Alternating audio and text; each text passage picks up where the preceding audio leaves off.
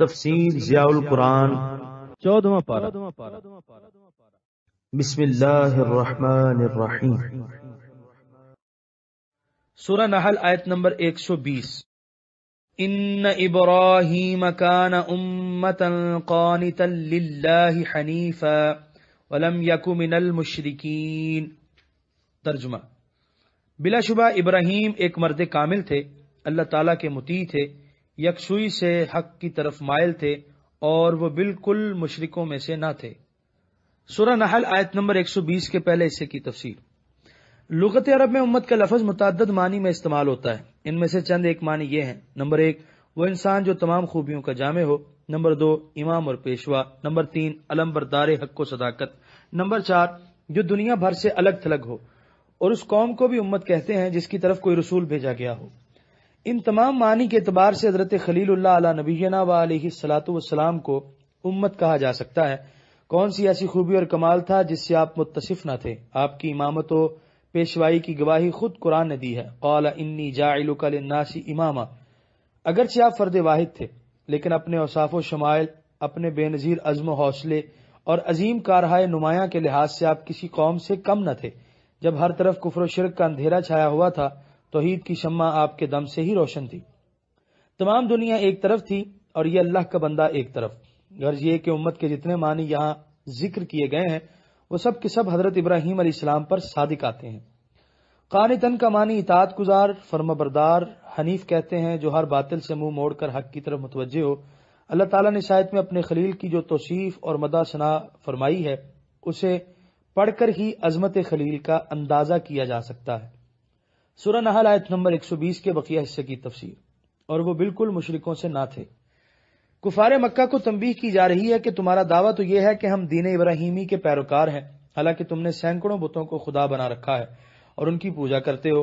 حضرت ابراہیم علیہ السلام تو موحد تھے، ان کا کفر و شرک سے تو دور کا واسطہ بھی نہ تھا۔ سورہ نحل آیت نمبر 121۔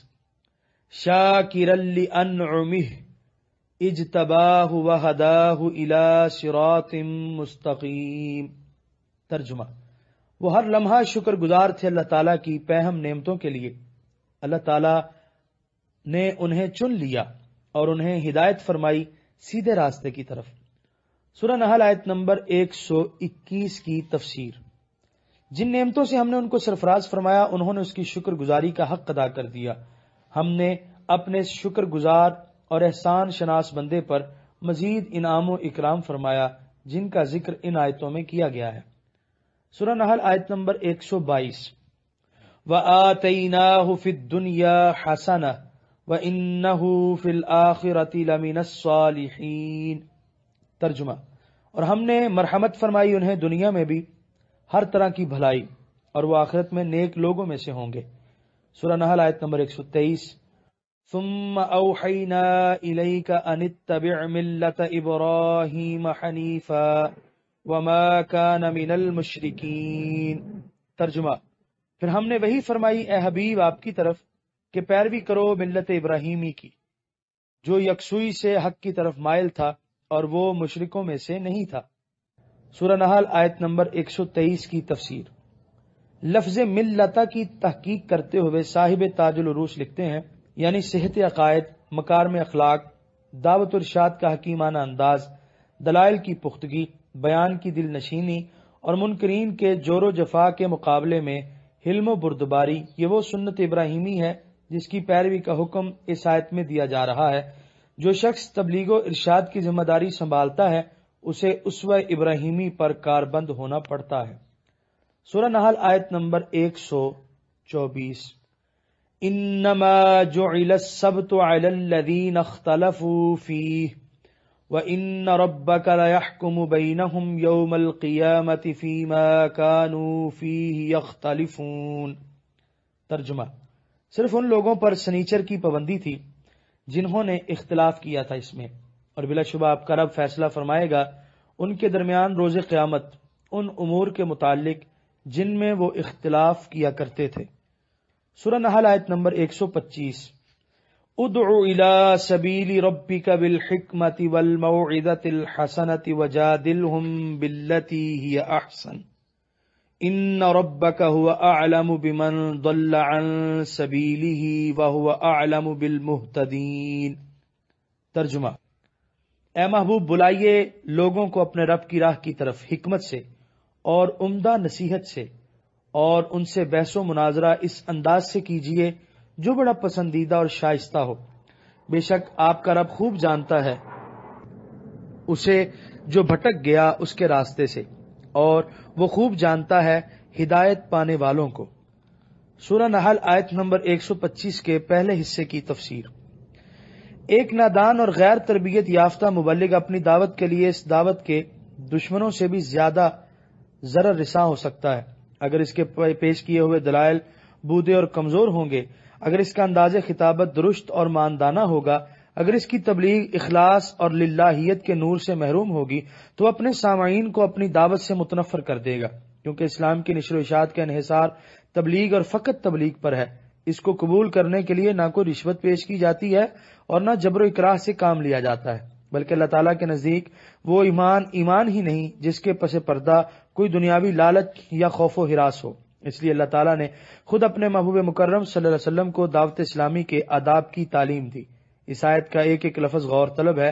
دین اسلام کو سبیل ربک کے عنوان سے تعبیر کر کے اس امر کی طرف توجہ دلائی کہ یہ دعوت کسی سیاسی جتھا بندی کے لیے، کسی معاشی گروہ سازی کے لیے نہیں دی جا رہی، بلکہ اس راستے کی طرف بلایا جا رہا ہے جو بندے کو اپنے مالک حقیقی کی طرف لے جاتا ہے، جو دوری اور بیگانگی کے صحراؤں سے نکال کر قرب و لطف کی منزل تک پہنچانے والا ہے۔ اس زیادہ منزل حبیب سے دور بھاگنے والوں کو قریب لانے کے آداب بتائے جا رہے ہیں۔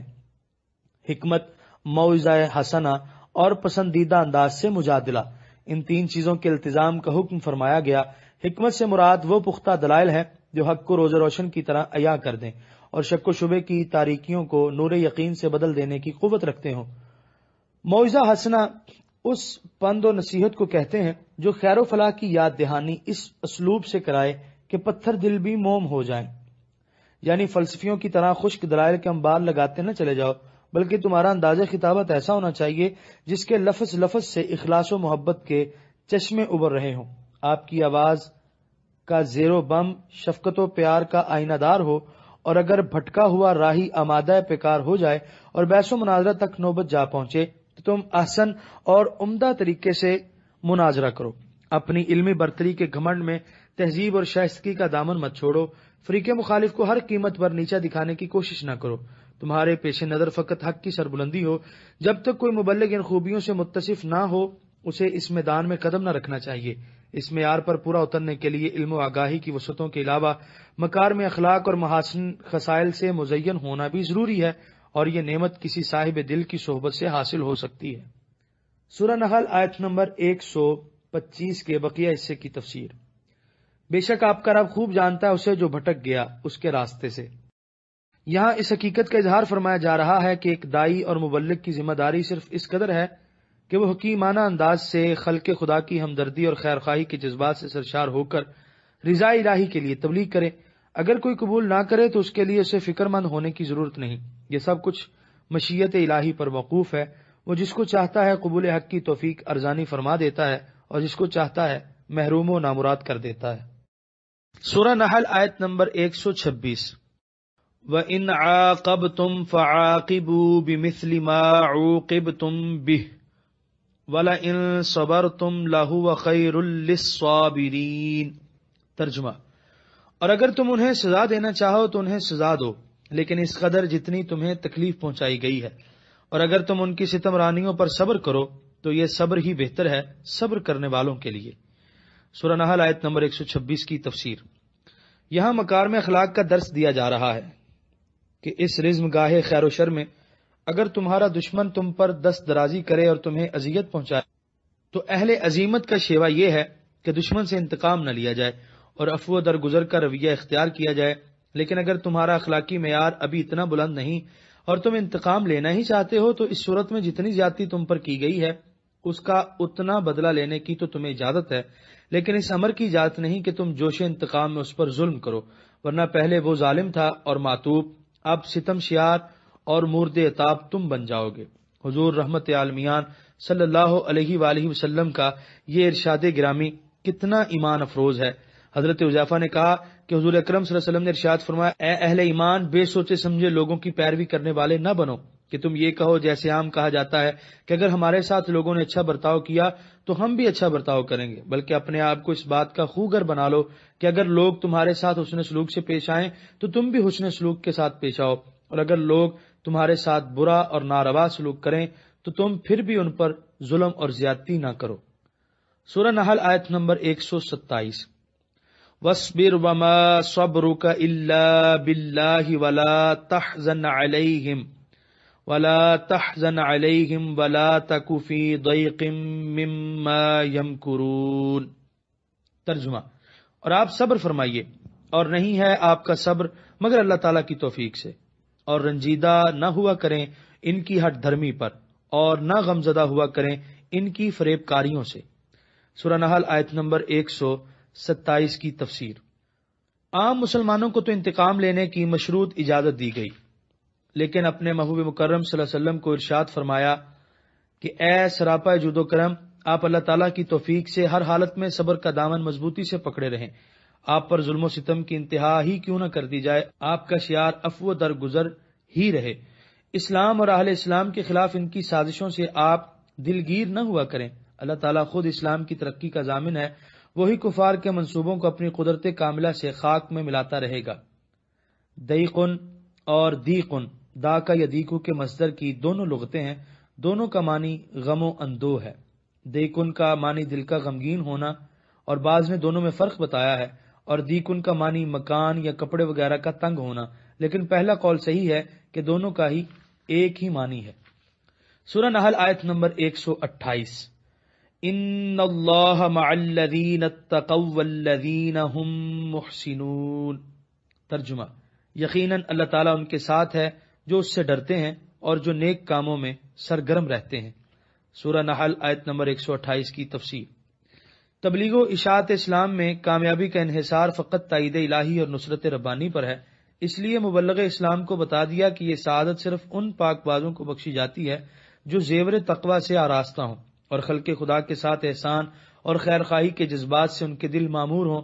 دین کے داعی کو اپنی وسعت علمی، قوت بیان اور چرب زبانی پر بھروسہ نہیں کرنا چاہیے، بلکہ اس کا کلی اعتماد معیت و تائید ایزدی اور نصرت ربانی پر ہونا چاہیے، اور اس معیت و نصرت کا مستحق وہی ہو سکتا ہے جو اس ضابطے پر سختی سے کاربند ہو جس کا ذکر وضاحت سے یہاں کیا گیا ہے۔ مسند ارشاد پر تشریف فرما ہونے والے کاش ان واضح ہدایات کو ہمیشہ اپنے پیش نظر رکھیں۔ یہاں پر 14ویں پارے کا 22واں رکوع مکمل ہوا اور یہاں پر 14واں پارہ مکمل ہوا۔